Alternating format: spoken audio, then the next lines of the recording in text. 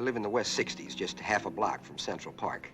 My rent is $85 a month. It used to be $80 until last July when Mrs. Lieberman, the landlady, put in a second-hand air conditioning unit.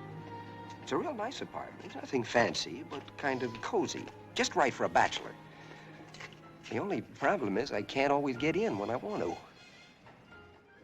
It is my firm belief that the best romance movies feature a strong plot structure with the romance being on the periphery. Now, I'm sure exceptions to this rule spring immediately to your mind, but most that I can think of are from bygone, star-studded Hollywood eras, and even then, there were some noticeable stories that drove the movie along. These days, romance films, rom-coms especially, seem tepid and ubiquitous. Dan Harmon summarized the past 2 decades of rom-coms perfectly by saying, "It's like going to a salt restaurant. Romance is a seasoning, it's not a plot point." There's a term in storytelling called high concept, and by obvious inverse, low concept. High concept stories can be summarized easily and succinctly, usually with one sentence. Jurassic Park, a theme park that clones dinosaurs, but the dinosaurs eventually get set free. Toy Story, a kid's toys come to life when they're left alone. The Matrix, our reality is a digital world that we're all plugged into. Big, an arcade machine transforms a young boy into a grown man. And obviously, low concept focuses more on characters and subtleties on a wider framework, so they're harder to describe. Glengarry Glen Ross, well, it's salesmen, but they're grumpy. There Will Be Blood. I mean, a guy gets rich off of oil and then bad things. Barry Lyndon. Old Stuff. Gone with the Wind. Romance. Yeah, I got nothing. Ultra high concept romance films can either succeed brilliantly or fail terribly. It's something of a coin toss. My point is, the lower the concept gets, the more tepid a romance film will likely become.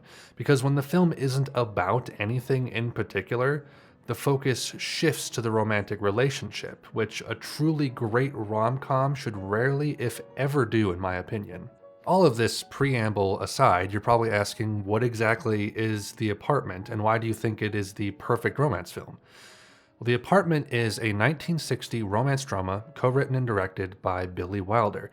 Stars Jack Lemmon, Shirley MacLaine, Fred MacMurray, and it went on to be nominated for 10 Oscars, winning 5 Best Picture included. You may know Billy Wilder from some of these films that he directed, one of which, Some Like It Hot, was the catalyst for The Apartment, as he and co-writer I.A.L. Diamond wanted to make another feature film with Jack Lemmon. The Apartment falls into a nice and simple high-concept formula driven home by its apt title.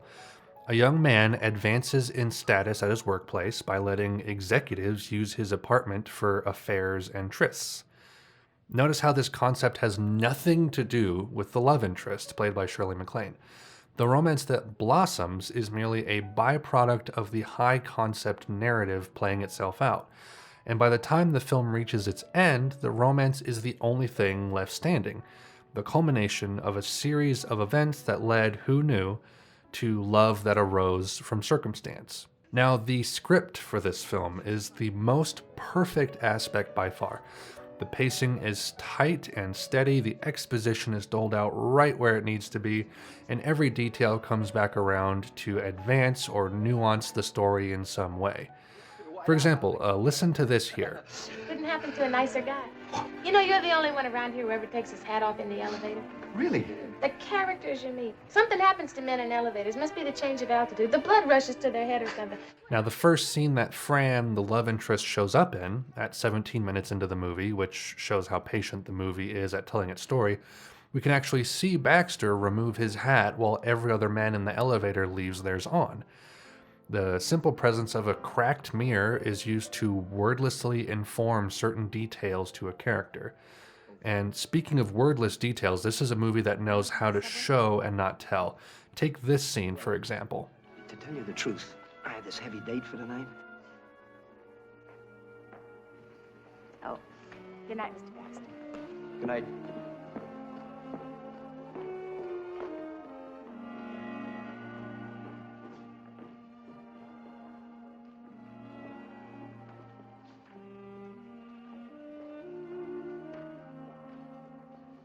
Now imagine that I played this back again, but with no visuals.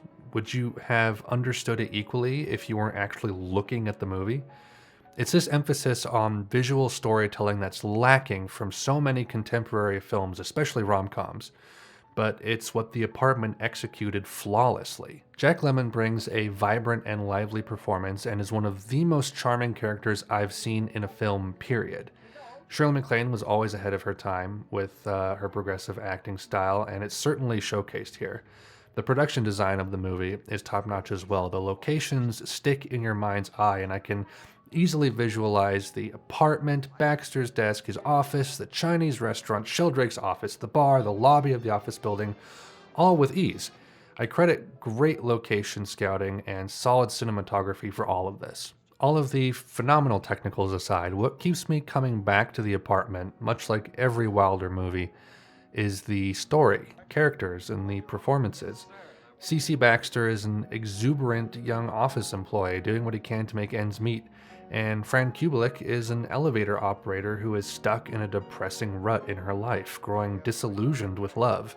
And for all of the obstacles, problems, and darkness they overcome, the film still remains a joy and pleasure to watch. There's always a thread of happiness to follow throughout the movie. I thought about making this essay more of a review that tackled the whole movie from beginning to end, but I decided to hold back on more specific details. Much like my video on Sleuth, this is meant to attract a larger audience to one of my all-time favorite movies, and I don't want to ruin the experience, but entice you to check it out for yourself, which I hope you do.